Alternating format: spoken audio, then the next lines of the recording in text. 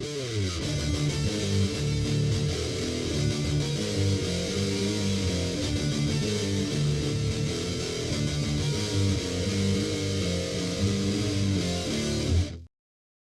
everybody. Welcome to a special emergency podcast edition of the Men in Orange and Black. He is Steve Murray right over there. I am Matt Craig. I am right here in my... I put orange on. I did see that. Yeah. Thank you for doing that. I appreciate it. I just threw this. Last time we did an emergency, I didn't have orange or black. Yeah. Well, that's why it's an emergency. We don't have time to plan for this. Actually, technically, last time I had black pants on. Nice. So technically, I was in uniform. Did you hear that, folks? He was technically in uniform. There you go. Anyway. Here, you want to see? As we quickly move on from this. Okay. We're not here to talk about my dress pants. We're not here to talk about dress pants. We're not here to talk about anything else underneath there. But we are here to talk about free one. Wow. We are here to talk about one John Tortorella, who got canned this morning by the Philadelphia Flyers. It was very interesting coming off. Of course, like, we released our podcast just as an FYI, because it was horrible timing. It was like, God, yeah. I mean, we record this on Sunday, and I released the podcast on a Thursday, basically. So there was like a gap of at least a half week. And of course, we didn't know what Chicago was, and we certainly didn't know what the hell happened with the Toronto game. And where they're kind of, I think we could beat Chicago, and we're not going to beat them in Toronto. At least we were half right of the two, but we did not expect. Both of us were kind of shocked by this firing. Not that we're big Torts fans, but we were shocked to the fact that with 9 games left in their regular season, the Flyers canned John Tortorella, and Brad Shaw right now is the interim head coach of the Flyers for the remainder of the year. Already, as we're recording this, with the Montreal game happening, they're up 3-1. So go figure. That's the kick in the pants they needed. I don't know. Steve, before I get your thoughts, I wanted to kind of read this Torts quote, which seems to be the media spin as to maybe Torts sounding a little defeated. He said this when he was asked about, the struggles and all that kind of stuff where, they're losing a whole heck of a lot. Quote, when you're in this type of situation and you're losing all the time and there's nothing at the end of the tunnel for you, there's certainly going to be some frustration. But this falls on me. I'm really not interested in learning how to coach this type of season where we are right now. But I have to do a better job, so this falls on me, getting the team prepared to play the proper way until we get to the end. A lot of media types seem to interpret that as, well, he's frustrated. Obviously, they struggle in the power play. They're not scoring any goals. They're giving up a ton of goals. They gave up 14, of course, over the last 2 games prior to the Montreal game tonight. What, Steve, was your initial thought and reaction to John Tortorella getting canned today? Well, before I get into that, I just want to, because you're talking about the media seizing on that quote. The funny thing is, I went and listened to a bunch of different people about that quote. Yeah. And the media types seemed to think the same thing I did, which is really, he was frustrated, but the quote was mostly a nothing burger. And it's, the turds on Twitter were the ones who were like taking it and running with it. Yeah. So I was not expecting the news this morning, certainly. Yeah. And it did come as a shock. From the perspective of, I enjoyed listening to his press conferences. I'm disappointed. Yeah. He's the first coach I've ever actually looked forward to listening to him talk after a game, and it's not because of the chance he could, go nuclear. I feel like he's one of the few coaches who I've ever heard kind of speaking the truth and being honest in, not just speaking in platitudes like Andy Reid. Oh, we got to put a 60 minutes together. Got to get pucks deep, that kind of stuff. We got to play a 200-foot game, all that kind of stuff. Yeah. Right. Exactly. Right. He gave thoughtful responses to the questions most of the time. Right. And I feel like I learned a lot from listening to him. Oh my gosh, yeah. So from that perspective, it's a little disappointing. This was going to happen probably at some point. I'm a little surprised it happened with 9 games left in the season. That was probably the bigger surprise to it. You'd think if they were going to do something like this, it would have happened in the offseason. But yeah, I think that was probably the biggest shock of it all, was just the fact that, I mean, I was certainly surprised when I, came in and all of a sudden it's like, I got a Slack message from one of my coworkers saying, did you hear John Tortorella got fired? I'm like, wait, what? What are you talking about? It's like, yeah, he got fired. Here's the link. And I right from their Flyers website, it was like, holy cow. I wasn't expecting it either. I knew though that I think maybe there might've been some writings on the wall that I didn't see. Certainly March had a lot to do with it, I would think. I mean, it certainly was a contributing factor. Sure. I mean, you go 0 for March for the entire power play. Your team's playing a little bit of leaky defense. You have some, I would call them questionable benchings. Certainly Cam York, the media seized on that opportunity. Of course, they're up in Toronto. Everything gets hyped up to 11. As an FYI, up there in Toronto. But he makes a mistake behind his net, and he gets benched the entire game. I wasn't in favor of that. I was, because he wasn't. Okay. I was. He wasn't. He didn't make a mistake. He got beat. Yeah.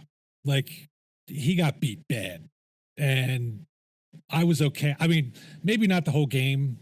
Period, maybe. I would have been fine with. But, sir, I was not I guess theory. Yeah, in theory, I was okay with the benching because I didn't think he gave the best effort there. He got pushed off the puck pretty easily by Tavares. Yeah. And Chris Therien, I heard Chris Therien after that game, he said kind of the same thing. He's like, that was, you got run off too easy. Yeah. And then didn't do much to kind of atone for it. So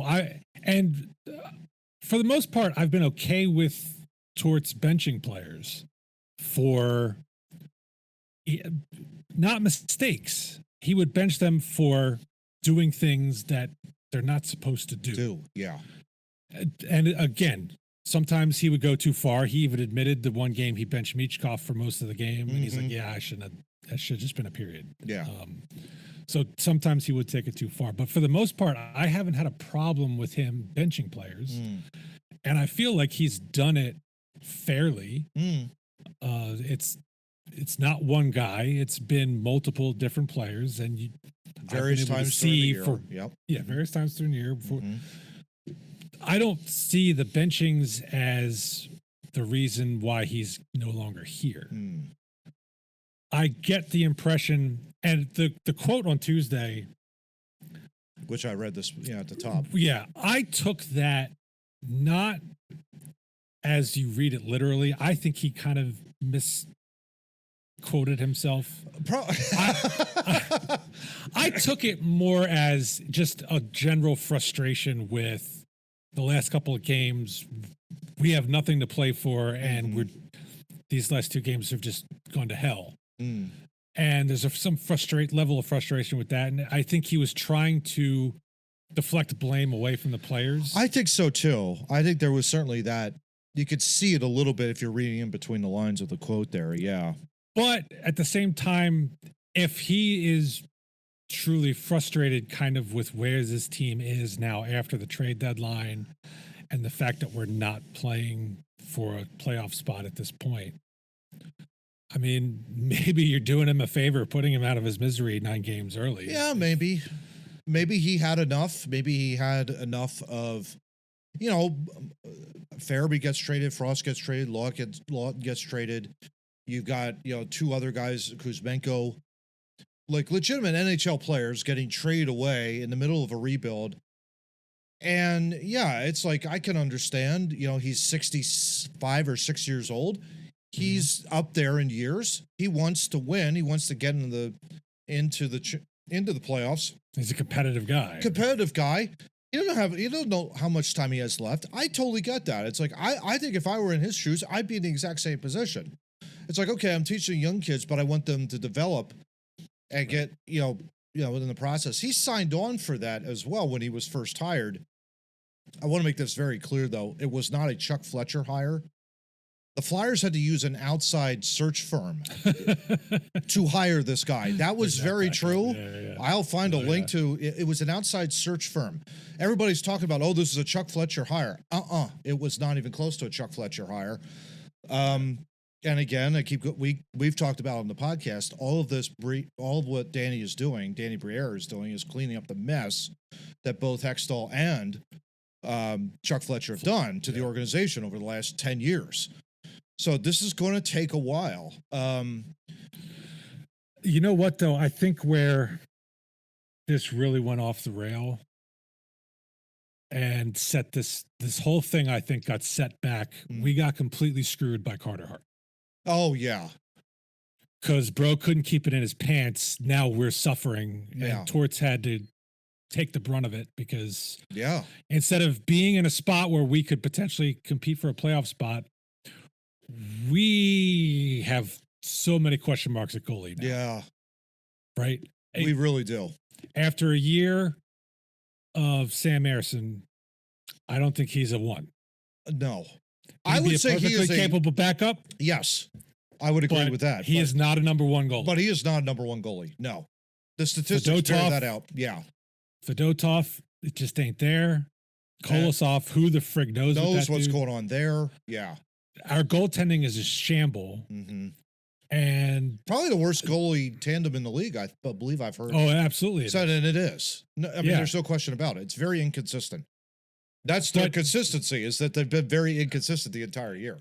If you had Carter Hart playing at the level he had been playing at before things really went to hell, this team is a lot better. How many games could we say this season that poor goaltending has impacted the result? If I had to make a conservative estimate, 15 games. That wouldn't shock me. Off the top of my head, I can't think of it, but for sure. I'm looking at this. If we look at the schedule and go, okay, yeah, that could have been a winnable game. That could have been a winnable game. You're at least in it. And part of the reason why they were so competitive last year, and that I think again is being missed by the media, Carter Hart was in net for most of those games and was playing very good. And Ersson, when backing up, was playing very well. Was also playing very good, yes. And now all of a sudden that happened, that trial happened, and they had to let him go. I mean, there's just, you can't have that in your locker room at all. That need to be straightened out. So they get rid of him, and now all of a sudden the 25-year-old goaltender is asked, hey, listen, we need you to be number one. It's almost like a Tommy Soderstrom, Dominic Roussel issue going on here. If you remember back in the late 80s, early 90s when they were really bad, both of those two were in net. And it wasn't until we had, I think it was 95, I forget who the goalie was back in 90. It was Hextall. Hextall came back to us. Yeah. And by then was more than capable to be in net and was solid behind there. And then we had Boucher come up, and he made a couple of nice, seasons back to back a few years ago. So yeah, goaltending, this has been the worst. Yes. Yeah. I mean, if we were to give it a grade at the moment, it's an F at best. Maybe charitable D-. I mean, it has been awful this entire. It has not been good. It has. Yeah. So that certainly has been a factor. But on top of that too, the power play. I mean, we've talked about it. Yeah, we've seen the statistics. That can fall more on coaching. Yeah. That's goaltending. Goaltending is out of his responsibility, right? And I mean, think back after Hart left, right? Mm-hmm. Tortorella was like, well, I just played Ersson because we had no other option. Yeah. Sandstrom was no good. Cal Peterson was a sieve. You had and they were trying, they fought till game 82 for a playoff spot. He had to ride Sam Ersson for everything he could. Yeah. And then this season we come in, Ersson gets hurt a lot, doesn't play up to the same standard because it doesn't seem like he is a starting number one goaltender. And Fedotov was backups. A sieve. Yep. The backups were bad. Yeah. But the power play, there is a coaching element to that. Mm-hmm. And so that can at least be placed some of the blame on him. Yeah. Yeah. So, I mean, all of those were huge factors. And I think a combination, obviously, of all of that led to his firing. I get it. There are other parts outside of this too, with Briere tinkering with the roster, you had to because of the cap situation. Absolutely. And so that's a factor as well. And then also you're accumulating draft picks. And again, I tend to agree with you, Steve. We don't know if they're going to use all of those picks for the youth. I mean, I think the fan base would probably be a little bit more impatient with Danny if he, let's just say, doesn't make a move using those draft picks to get somebody in here after the season ends. That's a remain to be seen, and we don't know like the class of the free agency class who's going to come in. So there's still a lot of moving parts to this rebuild, and everything I've heard from Danny so far has been patience. We're still working our way through it. Question is how patient is this fan base? Spoiler alert, I don't think we're very patient at all, but that's just a side point. No. It's an important offseason for Danny. Absolutely. No question, yeah. But I think we've said on this show before, I think there needs to be progress. Yeah. But I don't think this is the big, like, free agent summer. Unless he manages to swing a big trade somehow. Yeah. There's still dead cap space on the books for this year. Yep. And I think that finally comes off the following year. I think that's when they really take the big swing to go for it. Yeah. And maybe Torts saw that on the wall and wasn't thrilled with another potential season of this. Yeah. Because if you think about it, absent a big trade or somehow getting a big free agent to come here, your major additions in this offseason are going to be picks who, maybe they're here, maybe they're not. Yeah. Maybe they go back to junior or something next year. Yeah, sure. So maybe he was not thrilled with the possibility of that and the goaltending situation being what it is. Yeah. Maybe that's the difference. Maybe Briere is like, well, we got to be patient. And he's like, if this is another year, I can't take this anymore. That kind of a deal. Yeah. So let's spin this forward here real quick. I've heard Ian LePerriere. I've heard the Denver University of Denver head coach David Carl, Matt Carl's brother. Matt Carl, really? Yeah. That did not realize that. Okay, so he's in it. Tocchet is rumored to be in there as well. Not things with Vancouver on the. That seems to be razor's edge. I have a feeling they might blow everything up after everything that's happening with that roster. Trade JT. That was a weird year for them. Very weird year, especially after the fact that they won the division the year prior. So, but everybody, loving Tocchet. Everybody loves Ian LePerriere. I was listening to Nasty Knuckles. One guy said, let's get Brindamore. That ain't happening. I guarantee you that ain't happening. We traded him to Carolina. He's a Carolina Hurricane, guys. I mean, I would love Brindamore here. Trust me. He's more of a Carolina Hurricane than he is Flyer. I mean, that's my own personal opinion. That's just my thought. If they don't go very far in the playoffs this year, might be a look-see. I could see maybe they let him go, but I don't know if we're going to wait that long to wait it out for exactly, because this thing could run until mid-June, and then you got the draft. And so if you had to take a temperature take, I know this is we're recording this on March 27th, Steve, if you had to place odds on who you would want to coach the Flyers for the 25-26 season, who would it be and why? Real quick. I honestly am not sure. I don't think I want it. I don't want it to be LePerriere. Yeah, I'm not. I think he's great at Lehigh Valley. I think he still has another couple years to prove himself. David Carl, from things I've heard prior to today, that sounds like a great idea. But the way people talk about him, it sounds like he would not be interested in leaving a cushy college job where he's not making NHL money probably, but he's still probably making good buck. He gets to coach the World Juniors every year where he's been successful twice. Why would he leave that for the uncertainty and having to move around all the time for an NHL job? Sure. Which I understand today, the average life expectancy of a NHL head coach is 2.5 years. Gee, what doesn't that sound familiar? Right. Torts lasted just a little bit beyond. Just a little bit above that. Yeah, it was above the median curve, right? So I wouldn't. I mean, you kick the tires if you want, but I don't see him leaving for that job. Do you think Tocchet has a shot? I mean, he would be a terrific, like, nostalgic hire for the organization. Nostalgic, but I worry about it because what has he really accomplished as a head coach? Got to the second round of the Stanley Cup final, so he was in the final 8. But that was 1 year, too. Right. I mean, he had a stint in Tampa. He had stint in Arizona. Yeah. I mean, granted, Arizona wasn't the best roster, but I mean, I worry about that and the whole, former Flyer thing. It's so I don't know about Tocchet and Vancouver. He may not get out of his contract there anyway. Yeah, I think he still has 1 year left, if I remember right. But that would be a lot of Would the Canucks get rid of him early on and completely just blow that whole thing? We don't know. And they're in the thick of the playoff race anyway to begin with in the Pacific. They're still on the outside looking into the top 3, and I think they're probably third, I believe, in the Western Conference. Last I looked. Because I think it's St. Louis and I forget who it was, Minnesota, St. Louis, and then it's Vancouver, Calgary, and they're really close back to back there. Right, and I think they have enough built-in excuses for this season to not blame it on Tocchet.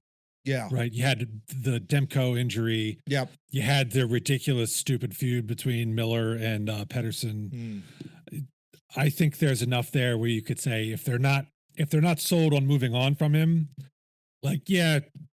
we can overlook this year because it was a weird year. Sure. Just some weird stuff happened. Yeah. Probably out of control. Yeah.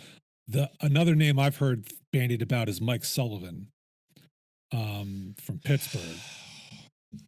He's been there a long time too. He has been there a long time. But this is probably going to be the third year in a row where they missed the playoffs. So who knows whether he's going to have staying power there or not? Yeah. Rumor I've heard is he's Tortorella light, which he was on Tortorella's staff in New York. Yep. And I don't know. He brought Torts in for the Four Nations tournament as an assistant. Yeah. So I don't know. Yeah. I've also heard Jay Woodcroft, who was formerly of Edmonton. Woodcroft would make pretty good sense because it's like his whole thing was he really kind of built the Oilers to get into the playoffs consistently. And if you after all those years of sucking, after all those years where they were in Buffalo hell, basically trying to get out, and they finally got it right. They had the generational talent, of course, of McDavid, but once he came along, then he started kind of getting them into the playoffs consistently, and there's that. I even heard Luke Richardson. I'm thinking, I don't think so.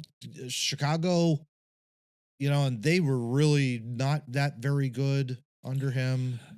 Of course, they're also going through their rebuilding process. Well, Chicago, as we talked about last episode, went full tank, tore it down to the studs. Yep. They ripped out the basement. Yeah. There was a hole in the ground. Yeah.